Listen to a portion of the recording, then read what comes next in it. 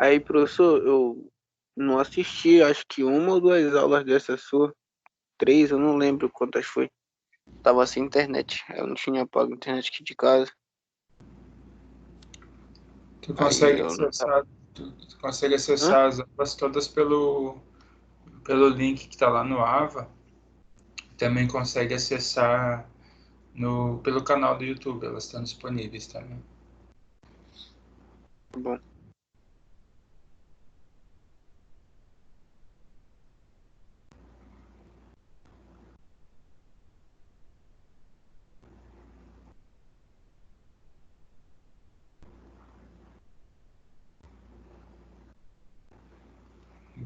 Bom, hoje, como eu falei para vocês, nós temos a vista de prova, né? E nós temos também uma introdução à terceira unidade. Essa terceira unidade, ela é a continuidade, né, em fundamentos técnicos, é a continuidade das duas primeiras, então ela não é uma unidade paralela como são outras disciplinas, né? Outras disciplinas nós temos conteúdos bem diferentes entre uma unidade e outra, mas em fundamentos técnicos, até fundamentos semiológicos também, elas são sequenciais de fato. Então a gente vai só fazer uma introdução e aí a partir de segunda-feira a gente retoma as aulas da forma com que estávamos realizando, lembrando sempre que a gente fica aí a critério dos decretos para saber quando que nós voltamos para a aula presencial, né? De qualquer forma, nós estamos utilizando a ferramenta, né, o Microsoft Teams, justamente para que a gente consiga se estar mais próximo nesse momento, né? Vocês sabem que tem essa ferramenta que ela não foi desenvolvida exclusivamente para a educação, mas ela tem se mostrado muito importante nesse momento de isolamento social. Além disso, nós temos as atividades de pré-aula lá no AVA e também as atividades de pós-aula que também são fundamentais. E se vocês observaram no andamento da prova em si, da avaliação oficial que foi feita a partir do Microsoft Forms, vocês observam que é importante realizar a pré-aula e o pós-aula também, além, é claro, de estar aqui na aula ao vivo ou de assistir a aula gravada depois, mas é fundamental essa participação na aula ao vivo, né? Tendo a internet funcionando aí no momento da aula, não tendo empecilho algum para a sua participação, é importante que vocês participem e que a gente possa conversar, responder perguntas ao vivo aqui, porque isso sana muitos problemas que podem surgir durante a realização das provas.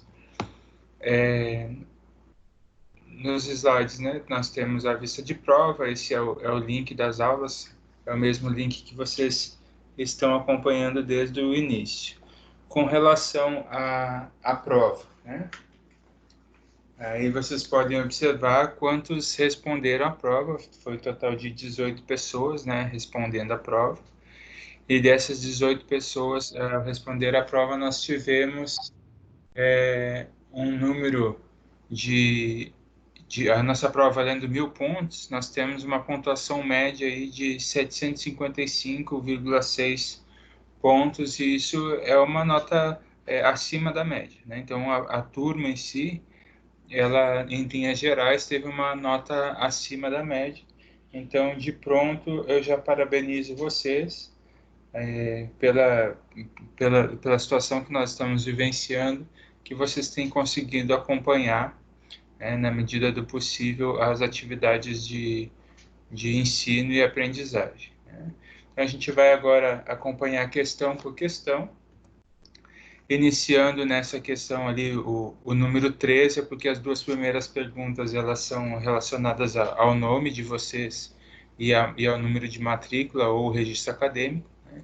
Então, essa questão 13 aí corresponde à primeira questão que vocês fizeram como prova. Vocês podem observar ali no gráfico que nós temos uma resposta diferente das demais, né? Então, nós temos 18 respondentes, 94%, ou seja, 17 deles, 17 de vocês respondeu a alternativa cama aberta, né? naquela imagem que nós tínhamos na prova em si. O que é que nós temos ali como pergunta? No contexto hospitalar, a arrumação do leito é um item de muita importância, pois o paciente que se encontra em uma unidade de internação está fragilizado e longe de seu ambiente de costume, de todos os dias. Só admitir a Vitória.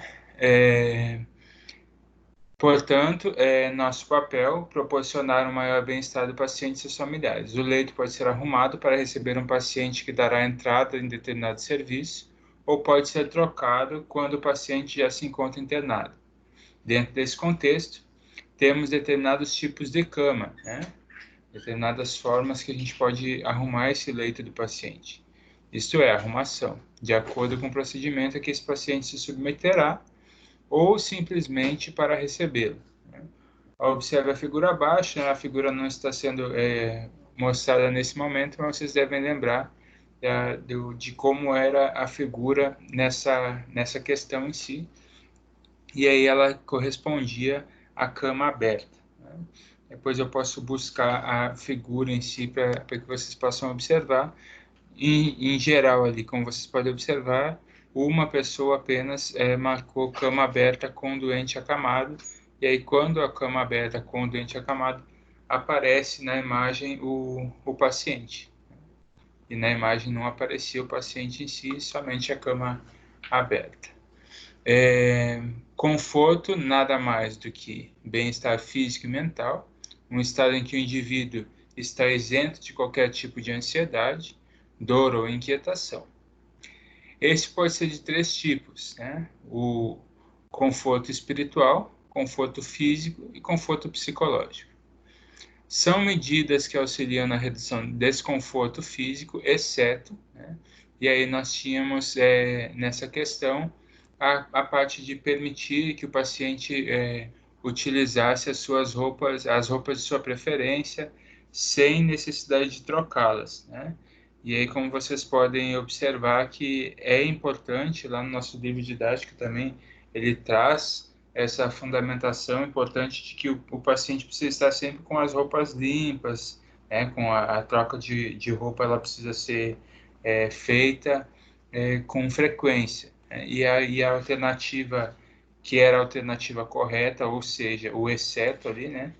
Indicando para que ela falava que o paciente não precisaria trocar a roupa, ele poderia ficar com a roupa de sua preferência, sem a necessidade de trocar. Isso era o incorreto. Uma pessoa marcou a questão da termorregulação, né, que é correto manter a temperatura corporal adequada. 2 pessoas quanto a orientação a deambular, né? E é importante também a deambulação para o conforto do paciente. O procedimento mudança de decúbito, né? É fundamental para o trabalho de enfermagem, essa questão todos acertaram. Esse procedimento constitui-se de importância para evitar que o paciente adquira úlceras, né? Hoje nós conhecemos como lesão por pressão, né? Feridas ocasionadas principalmente nas proeminências ósseas, que permanecem em contato com o leito do paciente. Além de conhecer os decúbitos, o enfermeiro precisa reconhecer todo o posicionamento do paciente e sua aplicabilidade. Observe a figura, né, e assinale a alternativa correspondente. A figura que nós tínhamos nessa questão era o Trendelenburg. De acordo com a patologia que o paciente possui, deve permanecer por um período mais prolongado de internado em uma unidade especializada. Por isso, além da mudança de decúbito, a massagem de conforto é muito importante. Ela consiste em um conjunto de manobras aplicadas sobre a pele, que, dependendo da pressão exercida pela mão, poderá atingir os músculos e demais camadas internas. Leia com atenção os tipos de massagem abaixo e assinale a alternativa correta. Essa questão, ela teve um pouquinho mais de erros ali, né? Nós temos 5 pessoas marcando a questão do amassamento como sendo a resposta correta, Entretanto, como vocês podem observar, a partir da página 33 do livro didático, né, se vocês observarem, nós temos lá todos os tipos de massagem de conforto em si, né? E aí a resposta correta ali era a resposta à percussão, que é realizada, está na página 34, realizada com palmadas ou batidas leves em tecido com as mãos cerradas. Tá? Essa é considerada a resposta correta, pois as demais respostas, né, elas estão invertidas entre o conceito e o título do tipo, né? A exemplo ali da primeira, que aparece o deslizamento, e ela está como o, o conceito de outro tipo de massagem, o amassamento também, né? O amassamento ele está aparecendo ali como sendo que pode ser utilizado somente com, com, com a atenção voltada pode ser superficial, né, longos, leves, rítmicos ou ainda profundo, e essa é a resposta, seria o conceito do deslizamento em si. Né? Então, a resposta correta ali é percussão, e 13 pessoas acertaram. A sétima questão, né, que é a quinta questão em perguntas de prova em si, aí nós estamos na metade da prova. Quando se fala em higiene e conforto, é importante que o enfermeiro intensifique seu papel nesse sentido, junto ao paciente. Leia atentamente o texto abaixo e complete as lacunas de maneira correta, assinalando a resposta correspondente lá entre as alternativas. A alternativa correta ali é a alternativa, é a última delas, que indica tricotomia, pelos, fixação e tricotomia novamente, né? Então, como é que fica a resposta, né? Então, na página 44 do livro didático, a tricotomia é definida como a retirada dos pelos de uma determinada área do corpo. Essa técnica possui objetivos como preparar uma área para cirurgias ou exames, permitir a fixação de curativos, drenos ou sondas, facilitar a higiene e a finalidade estética, em caso da tricotomia facial. É uma técnica que nós realizamos ainda de forma presencial em laboratório lá em B1, né? Lá no início do nosso semestre. A nossa próxima questão fala: nos últimos anos, o enfermeiro passou a se aperfeiçoar cada vez mais em procedimentos. Sabe-se que a destreza técnica é muito importante. Contudo, ele jamais pode deixar o humanismo de lado, sendo este certamente o fundamento do cuidado da enfermagem. Leia atentamente a descrição do procedimento abaixo e assinale a alternativa correspondente. Qual é o procedimento aqui que nós estamos falando? Procedimento indicado em caso de retenção urinária obstrutiva ou funcional, que é a bexiga neurogênica, em determinadas condições de incontinência urinária, no período perioperatório, em caso de doença da uretra, bexiga e da próstata, em lesões extensas de pelve e de períneo, em certos tipos de trauma e na avaliação contínua da diurese em pacientes gravemente enfermos. Aí nós temos 17, né, de vocês marcou a alternativa correta, né, que é a alternativa da sondagem vesical de demora, né, e porque aqui nós temos o seguinte: esse conceito aí é o conceito voltado para a sondagem vesical de demora. Ele está lá na página 62 do livro didático, né?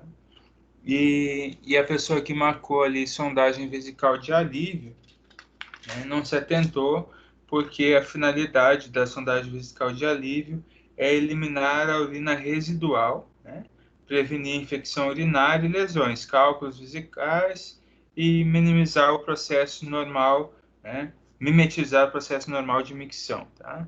Então, ela tem uma outra função, né? Diferente da função da sondagem vesical de demora, que é aquela que fica por mais tempo, que tem a coleta, né? O sistema coletor dessa urina, que é o sistema fechado em si. Com relação à próxima questão, ao realizar a anamnese e exame físico, o enfermeiro obtém informações importantíssimas para montar o diagnóstico de enfermagem e planejar sua assistência de enfermagem junto ao paciente. Considere que você é enfermeiro da unidade e elencou uma intervenção para o paciente. O conceito da intervenção é introdução de uma solução com volume de até 500 ml no reto para a realização do esvaziamento. Este possui como objetivo preparar o cliente para determinados exames, remover fezes acumuladas e ainda aliviar alguns casos de constipação. Assinar a alternativa que corresponde ao conceito informado no texto supracitado.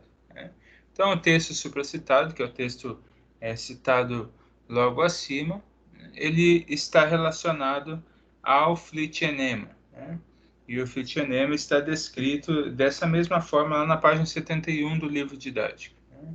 Algumas pessoas colocaram ali lavagem intestinal em si, né? E ela pode ser feita de várias formas, não somente pelo flitionema. O diabetes mellitus, né, trata-se de uma doença crônica que compromete o metabolismo da glicose. Se esse controle não for adequado, o paciente sofrerá com graves complicações que comprometem a sua qualidade de vida.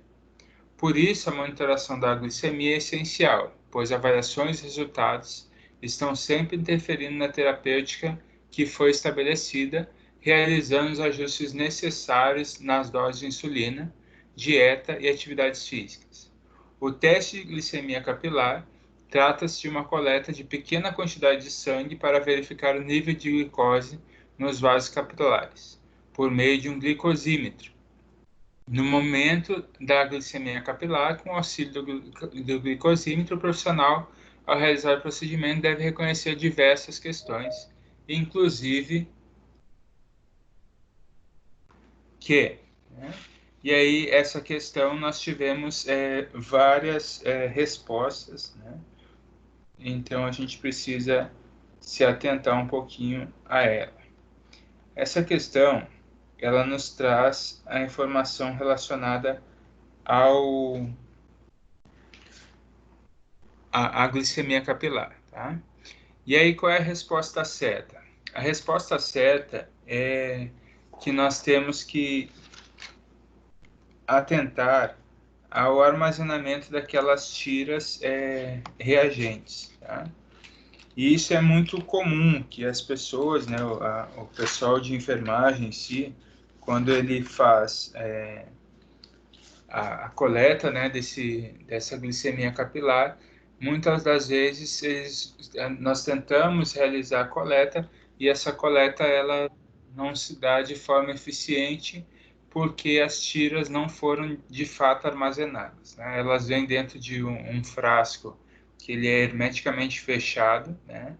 E sempre sem impedindo a presença da luz, né? Então aquela fita ela é termosensível e ela também é fotossensível, né? Então ele está bem fechadinho ali, é escuro. Então se você deixa ele aberto, ele pode alterar, né? Então o que é que nós temos como resposta certa? Que essas tiras elas devem ser armazenadas da forma adequada e até, né, 30 graus Celsius, é como está dizendo lá no livro didático, e nós temos essa informação ali na questão da prova também. A 11ª questão, né, nona questão da prova em si. As amostras de sangue são coletadas em frascos contendo diferentes tipos de anticoagulantes para evitar a possibilidade de contaminação.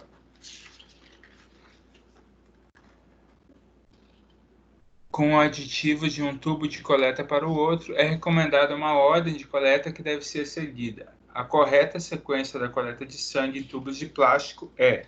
Né? Aqui, como nós estamos falando dos tubos de plástico, nós temos que retomar lá no livro didático a parte da coleta, que está na página 100. Né? Página 100 do livro didático nos traz essa informação aí. Né? Lá na aula que nós tivemos também de coletas, né? Ela fala a respeito da ordem desses tubos em si. Né? E aí algumas pessoas até me perguntaram depois a respeito, professor, mas não é o primeiro, não é o frasco para a hemocultura? Sim, o frasco para a hemocultura é o primeiro, né? Mas esse frasco para a hemocultura, ele contém o anticoagulante, que é o dicitrato de sódio, né? Então é o tubo de citrato, né? Tubo com citrato ali, né? Então a resposta correta, né, é citrato de sódio.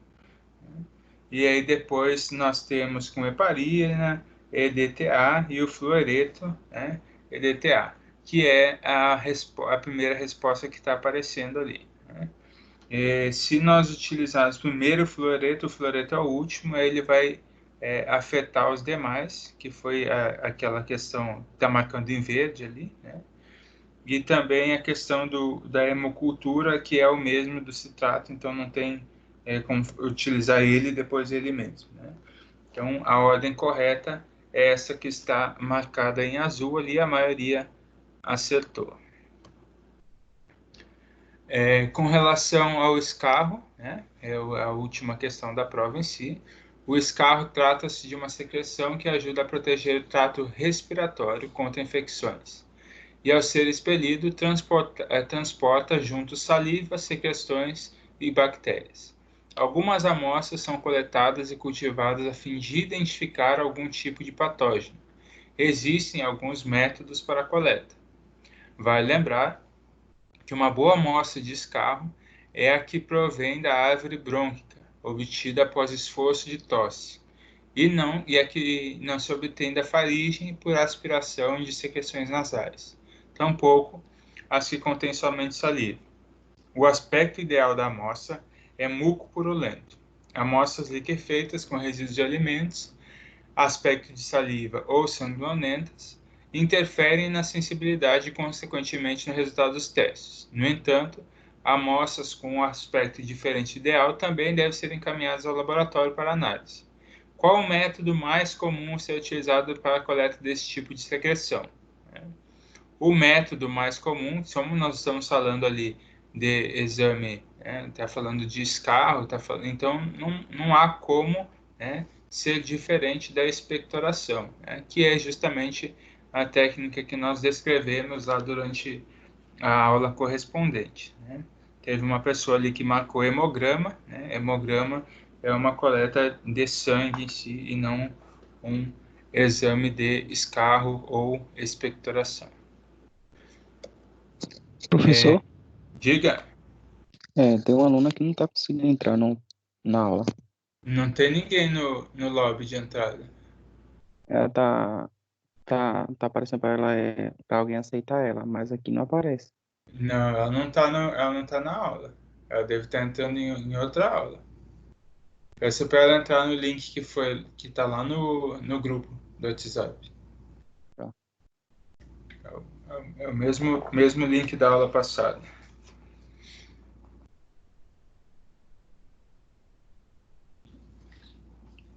Bom, gente, com relação à prova, nós temos aqui, falei para vocês lá no início que a média foi foi próximo de 800 pontos, né? E aí nós temos uma pessoa que não respondeu a prova, tá? A pessoa não respondeu. As iniciais dessa pessoa é KSM, né? Se vocês identificarem a pessoa, vocês informem, mas eu também não encontrei o contato dessa pessoa em si, tá? É a única pessoa que não respondeu a prova. Nós temos A maioria, como eu falei para vocês, está de parabéns com relação à realização da prova, né? Nós tivemos apenas 4 pessoas que tiraram abaixo de 700 pontos, né? Com relação à nossa terceira unidade, né, eu peço para que vocês atentem aí ao longo desse final da semana, né, para que vocês possam fazer essas leituras importantes com relação ao vocabulário que nós vamos precisar para essa próxima sessão, tá? O que é que nós vamos observar ali? Vamos falar um pouquinho sobre ferida, né, sobre o que é uma primeira intenção ou a intenção primária, tá? A segunda intenção ou secundária também, a terceira intenção ou terciária, tá? Do que está se falando aí? Está falando exclusivamente da parte da intenção dessa cicatrização, tá? A cicatrização dessa ferida em si, que ela pode ser de primeira intenção, segunda intenção ou terceira intenção, né? Outra questão importante ali é com relação à classificação desses ferimentos, né? A classificação dessa ferida, a classificação desse que a gente precisa classificar quanto a uma ferida sendo limpa, de baixa contaminação, ou uma ferida suja e contaminada, tá? Infectada ou contaminada. Então, essas são informações importantes, um vocabulário que vocês precisam ter com relação a essa próxima sessão que nós vamos trabalhar na segunda-feira, às 7h30 da manhã, tá? Aqui nesse mesmo link na aula. Com relação à ferida, gente, tá? É importante que o enfermeiro, assim como eu coloquei lá em uma das questões, não basta, apesar da disciplina ser fundamentos técnicos de enfermagem, tá? Não basta que nós, enfermeiros, tenhamos cada vez mais uma destreza manual, uma habilitação técnica para realizar determinados procedimentos. É importante e fundamental que o enfermeiro ele resgate cada vez mais o seu papel enquanto cuidador, né? E o seu papel enquanto cuidador não é um papel puramente técnico, e sim um papel humano, né? É o humanístico em si. Então, um dos princípios lá do Sistema Único de Saúde, que ele é tão importante, quando nós falamos da integralidade, ele precisa ser resgatado cada vez mais ao realizar um procedimento como a troca de um curativo, por exemplo, né? Ao adentrar um paciente, né, em seu consultório, em sua clínica, lá na unidade básica de saúde, onde você é responsável pela troca desse curativo, ou quando você, enfermeiro, faz uma visita domiciliar lá na casa do paciente, e aí a gente precisa se atentar mais com relação à integralidade, né? Porque o enfermeiro, quando ele faz a troca do curativo lá na casa do paciente, ou quando ele orienta a sua equipe a realizar isso, ele precisa não olhar somente para o leito da ferida, que é o local onde está o ferimento em si. Ele precisa olhar ao entorno, ele precisa cuidar dessa pessoa de forma integral, né? Tudo afeta na cicatrização, né? Desde a boa alimentação que esse paciente precisa ter, desde uma higiene adequada, desde a contenção de determinados movimentos, né? Então não basta você utilizar coberturas que são, isso também é importante, né? Observar quais são as coberturas a serem utilizadas em cada ferimento, né? Não basta eu saber qual a cobertura utilizar e deixar de lado informações importantes a respeito desse cuidado integral ao paciente, né?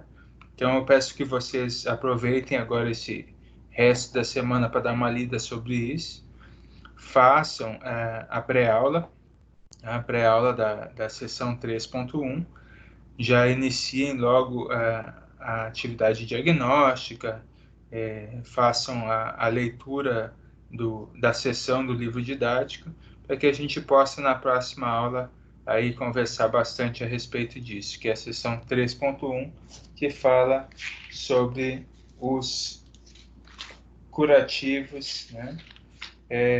E aí a gente vai seguir a partir desde a avaliação do paciente, de como realizar esse curativo, quais são os cuidados, né? E aí curativos especiais em catéteres, em drenos, né? E aí a partir daí a gente vai conseguir sanar essa sessão 3.1. Eu vou pedir para que vocês habilitem a câmera de vocês para a gente poder fazer o print da aula.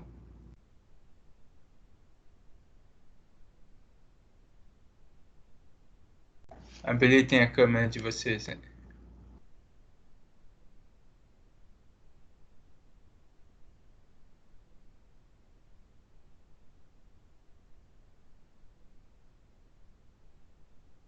Mais alguém?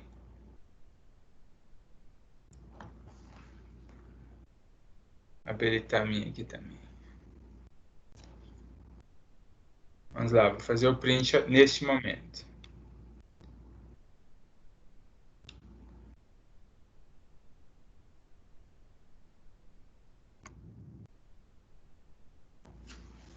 Pronto.